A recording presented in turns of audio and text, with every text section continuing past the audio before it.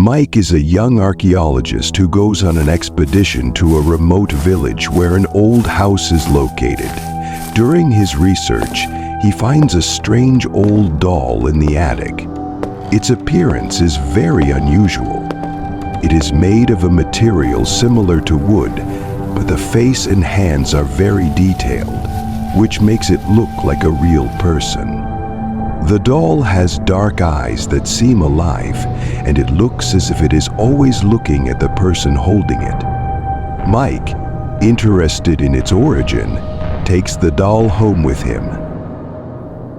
After he takes the doll, strange events begin. At first it is small things. All his gadgets start to crack. Objects disappear or suddenly change places. But over time, Mike begins to feel some invisible but very real presence on him. He sees how the doll changes its location, but what is most frightening is that it begins to make sounds. The doll whispers from the darkness and begins to look I'll come to you, I'll come for your soul. In the real world.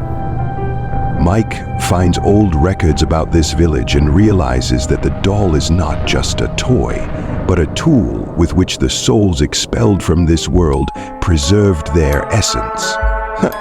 People who owned this doll often became victims of dark rituals. The doll was made so that in the event of the death of its owner, the soul could be preserved in it and then reincarnated into a new body.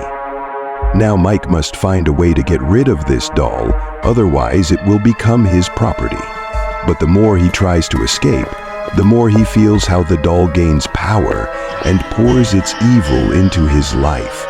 And the longer he holds on to it, the more his own self begins to dissolve in the dark essence that once belonged to this doll. Your support is a step towards greatness.